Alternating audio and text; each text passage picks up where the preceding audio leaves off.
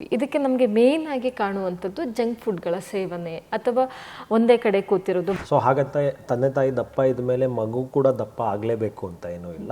Large percentage is mainly because of ಇದು diet ಮತ್ತೆ food, lack of activity, life style. ಅವರು ತಿನ್ನೋದು ಏನಿದ್ರು ಕಮ್ಮಿ ಇದ್ರೂ ಕೂಡ ನಾವು ಎಲ್ಲ ಬಂದು ಪೇಷಂಟ್ ಹೇಳೋರು ಯಾರು ನಾವು ಜಾಸ್ತಿ ತಿಂತೀವಿ ಅಂತ ಹೇಳೋದು. ನಮಸ್ಕಾರ ವೀಕ್ಷಕರೇ, ಸಂಯುಕ್ತ ಕರ್ನಾಟಕದ ನಮ್ಮ ಡಾಕ್ಟರ್ ಕಾರ್ಯಕ್ರಮಕ್ಕೆ ಆತ್ಮೀಯವಾದ ಸ್ವಾಗತ.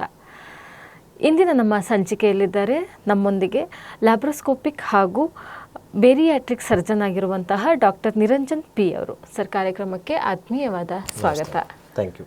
ಸರ್, ಇವಾಗ ನಾವು ಸ್ಥೂಲಕಾಯ ಅಥವಾ ಒಬೆಸಿಟಿ ಅಂತ ಹೇಳ್ತೀವಿ. ಇದಕ್ಕೆ ನಮಗೆ ಮೇನ್ ಆಗಿ ಕಾಣುವಂಥದ್ದು ಜಂಕ್ ಫುಡ್ಗಳ ಸೇವನೆ ಅಥವಾ ಒಂದೇ ಕಡೆ ಕೂತಿರೋದು, ಬಾಡಿಗೆ ಬೇಕಾಗಿರುವ ಎಕ್ಸಸೈಸ್ನ ನಾವು ಮಾಡದೇ ಇರುವಂಥದ್ದು ಅನ್ನೋದು. ಇದರ ಹೊರತಾಗಿ ಬೇರೆ ಯಾವೆಲ್ಲ ಕಾರಣಗಳಾಗ್ತವೆ ಸರ್? ಕೆಲವೊಂದು ಏನಾಗುತ್ತೆ, ಅವರು ಹುಟ್ಟುತ್ತಾನೆ ಅವ್ರದ್ದು ಫ್ಯಾಮಿಲಿ ಹೆರಿಡಿಟ್ರಿ ಅಂತ ಹೇಳ್ತೀವಿ. ಅವ್ರ ತಂದೆ ತಾಯಿ ದಪ್ಪ ಇರ್ತಾರೆ. ಸೊ ಹಾಗಂತ ತಂದೆ ತಾಯಿ ದಪ್ಪ ಇದ್ಮೇಲೆ ಮಗು ಕೂಡ ದಪ್ಪ ಆಗಲೇಬೇಕು ಅಂತ ಏನೂ ಇಲ್ಲ. ಬಟ್ ಅದು ಒನ್ ಆಫ್ ದ ಕಾರಣಗಳಾಗುತ್ತೆ. ಸೊ ಕೆಲವೊಂದು ಕಾಯಿಲೆಗಳು ಬರ್ತವೆ, ಎಂಡೋಕ್ರೈನ್ ಪ್ರಾಬ್ಲಮ್ಸ್ ಇರೋದು, ಅವ ಕಶಿಂಗ್ ಸಿಂಡ್ರೋಮು ಅಥವಾ ಬೇರೆ ಇನ್ನೇನಾದರೂ ಆಗ್ಬೋದು. ಅದರಿಂದನೂ ಹಾರ್ಮೋನಲ್ ಎಫೆಕ್ಟ್ಸಿಂದ ಏನಾಗುತ್ತೆ, ಅವ್ರದ್ದು ಬಾಡಿ ಬಿಲ್ಡ್ ಮತ್ತು ಇದೆಲ್ಲ ದಪ್ಪ ಆಗ್ತಾ ಹೋಗ್ತಾರೆ. ಸೊ ಆಮೇಲೆ ಇನ್ನೊಂದು ಥೈರಾಯ್ಡ್ ಸಮಸ್ಯೆ, ಹೈಪೋಥೈರಾಯ್ಡಿಸಮ್ ಅಂತ ಹೇಳ್ತೀವಿ, ಅದರಿಂದನೂ ಸ್ವಲ್ಪ ದಪ್ಪ ಆಗ್ಬೋದು, ವೆಯ್ಟ್ ಜಾಸ್ತಿ ಆಗತ್ತೆ, ವೆಯ್ಟ್ ಗೇನ್ ಆಗತ್ತೆ. ಸೊ ಈ ಥರ ಮೆಡಿಕಲ್ ರೀಸನ್ಸ್ ಕೂಡ ಇದೆ. ಬಟ್ ಇವೆಂಚುಲಿ ಅದು ಒಂದು ಪರ್ಸೆಂಟೇಜ್ ಆದರೆ large percentage is mainly because of ಇದು ಡಯಟ್ ಮತ್ತು food, lack of activity, life style, stress. So ಅದ್ರದ್ದು ನಮಗೆ ಸ್ಟ್ರೆಸ್ ಜಾಸ್ತಿ ಆದಾಗ ನಾವೇನು ಮಾಡ್ತೀವಿ, ಬಿಂಜ್ ಈಟಿಂಗ್, ನಮಗೇನು ಕಂಟ್ರೋಲ್ ಇರಲ್ಲ. ಇದನ್ನು ಒನ್ ಫಾರ್ಮ್ ಆಫ್ ಡೈವರ್ಷನ್ಗೆ ಸಿಕ್ಕಿದ್ದೆಲ್ಲ ತಿನ್ನೋದು, ಮತ್ತು ಈ ಪಿಜ್ಜಾ, ಬರ್ಗರ್ಗಳು, ಮತ್ತು ಈ ಏನಾದರೂ ಕರದ ಪದಾರ್ಥಗಳು, ಮತ್ತು ಪ್ಲಸ್ ನಾವು ಈ ಬೇಕರಿ ಐಟಮ್ಸ್ಗಿಂತ ಈ ಏರೇಟೆಡ್ ಡ್ರಿಂಕ್ಸ್ ಬರುತ್ತಲ್ಲ ಅದನ್ನಲ್ಲೂ. ಸೊ ಅದರಲ್ಲೂ ಕ್ಯಾಲೋರೀಸ್ ಇರುತ್ತೆ. ಸೊ ಅದರಲ್ಲೂ 0 ಕ್ಯಾಲರೀಸ್ ಇರೋ ಬರ್ತವೆ. ಬಟ್ ಅದು ಜನರಲಿ ಅದರಿಂದ ಬೇರೆ ತೊಂದರೆಗಳೇ ಆಗ್ತವೆ. ಸೊ ಆ ಥರ mainly life style as well as ಇದು ನಮ್ಮ ಡಯಟ್, ಫುಡ್ ಕಂಟ್ರೋಲ್ ಇಲ್ದಲೇ ಇರೋದೇ ಕಾರಣ. ಬಟ್ ಅದ್ರ ಜೊತೆಗೆ ಅದೇ ಹೇಳೋದಲ್ಲ, ಫ್ಯಾಮಿಲಿಯಲ್ಲೂ ಹೆರಿಡಿಟರಿ ಟೆಂಡೆನ್ಸಿ ಇರೋರಿಗೆ ಬರುತ್ತೆ, ಕೆಲವೊಂದು ಮೆಡಿಕಲ್ ಕಂಡೀಷನ್ಸ್ ಇಂದನೂ ಬರುತ್ತೆ. ಸೊ ಮೆಡಿಕಲ್ ಕಂಡೀಷನ್ಸ್ ಇಂದ ಬಂದರೆ ಅದನ್ನು ಕಂಟ್ರೋಲ್ ಮಾಡಿಕೊಂಡ್ರೆ ಅದು ಆಟೋಮ್ಯಾಟಿಕ್ ಆಗಿ ಅದರಿಂದ ಎಷ್ಟಾಗುತ್ತೋ ಅಷ್ಟು ವೆಯ್ಟ್ ಕಮ್ಮಿ ಮಾಡ್ಕೋಬಹುದು. ಓಕೆ, ನೀವು ಇವಾಗ ಹೆರಿಡಿಟಿ ಅಂದ್ರೆ ಇದು ಎಷ್ಟು ಮಟ್ಟಿಗೆ ಪ್ರಭಾವ ಬೀರಬಹುದು? ಅದೇ ಇವಾಗ ತಂದೆ ತಾಯಿ ಇದ್ದಲ್ಲಿ ಒಬಿಸಿಟಿ ಇದ್ದರೆ ಮೆಜಾರಿಟಿ ಆಫ್ ದ ಮಕ್ಕಳು ಅವ್ರಿಗೆ ಅಂತ ದಪ್ಪ ಇರೋರಿಗೆ ದಪ್ಪ ಆಗ್ತಾರೆ. ಅವ್ರಿಗೆ ಎಷ್ಟರ ಮಟ್ಟಿಗೆ ದಪ್ಪ ಹಾಗೆ ಆಗಲ್ಲ ಅನ್ನೋದು ಸ್ಪೆಸಿಫಿಕಲಿ ಹೇಳೋದು ಕಷ್ಟ. ಬಟ್ ಲಾರ್ಜ್ ಮೆಜಾರಿಟಿ ದಪ್ಪ ಇರ್ತಾರೆ. ಬಟ್ ಹಂಗಂತ ಎಲ್ಲಾ ಮಕ್ಕಳು ಅವ್ರಿಗೆ ಹುಟ್ಟೋ ಮಕ್ಕಳೆಲ್ಲ ಹಾಗೆ ಆಗ್ತಾರೆ ಅಂತ ಇಲ್ಲ, ಹೇಳಕ್ಕಾಗಲ್ಲ. ಸೊ ಆ ಥರ ಮಕ್ಕಳು, ಆ ಥರ ಇರೋ ಟೆಂಡೆನ್ಸಿ ಇರೋರು ಮೊದಲಿಂದನೇ ಸ್ವಲ್ಪ ಹುಷಾರಿರಬೇಕು. ಅವ್ರ ಕಡೆಯಿಂದ ಅವ್ರು ಎಫರ್ಟ್ ಹಾಕಬೇಕು, ಇದನ್ನೆಲ್ಲ ಮಾಡಬೇಕಾಗುತ್ತೆ. ಸರ್, ಇವಾಗ ನಾವು ಏನೇನು ಕಾರಣ ಅನ್ನೋದು ತಿಳ್ಕೊಂಡ್ವಿ. ಸೊ ಪರಿಹಾರಗಳನ್ನು ಇದ್ರ ಜೊತೆಗೆ ನೀವು ಹೇಳಿದ್ರೆ ಅನುಕೂಲ ಆಗುತ್ತೆ. ಅದೇ ಪರಿಹಾರ ಅಂತ ಅಂದರೆ ಇದಕ್ಕೆ ಫಸ್ಟು ನಾವು ಪರಿಹಾರ ಕಂಡುಹಿಡ್ಕೊಡೋದು ಏನಾದರೂ ಅದಕ್ಕೆ ಮೆಡಿಕಲ್ ರೀಸನ್ಸ್ ಏನಾದರೂ ಇದೆಯಾ ಅಂತ ನೋಡೋದು. ಸೊ ಮೆಡಿಕಲ್ ರೀಸನ್ಸ್ ಏನಾದರೂ ಇದ್ದರೆ ಆ ಸ್ಪೆಸಿಫಿಕಲಿ ಆ ಮೆಡಿಕಲ್ ಇರಲಿ, ಇವಾಗ ಹೈಪೋಥೈರಾಯ್ಡಿಸಮ್ ಇರಲಿ ಅಥವಾ ಬೇರೆ ಇನ್ನೇನೋ ಇರಲಿ, ಅದಕ್ಕೆ ಕಾರಣಕ್ಕೆ ಅದು ಏನು ಕಾರಣ ಇರುತ್ತೆ ಅದಕ್ಕೆ ಟ್ರೀಟ್ಮೆಂಟ್ ಸ್ಪೆಸಿಫಿಕ್ ಆಗಿ ಹಾಕ್ಕೋಬೇಕಾಗತ್ತೆ.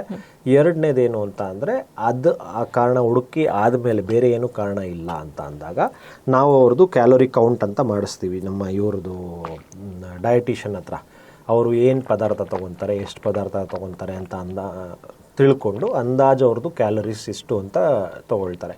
ಅದ್ರ ಜೊತೆಗೆ ಅವರು ಆ್ಯಕ್ಟಿವಿಟಿನೂ ಕೇಳ್ತಾರೆ, ಹೆಂಗೆ ಮಾಡ್ತಾ ಇದ್ದೀರಾ, ಅಂದಾಜು ಎಷ್ಟು ಮಾಡ್ತಾ ಇದ್ದೀರಾ ಅಂತ.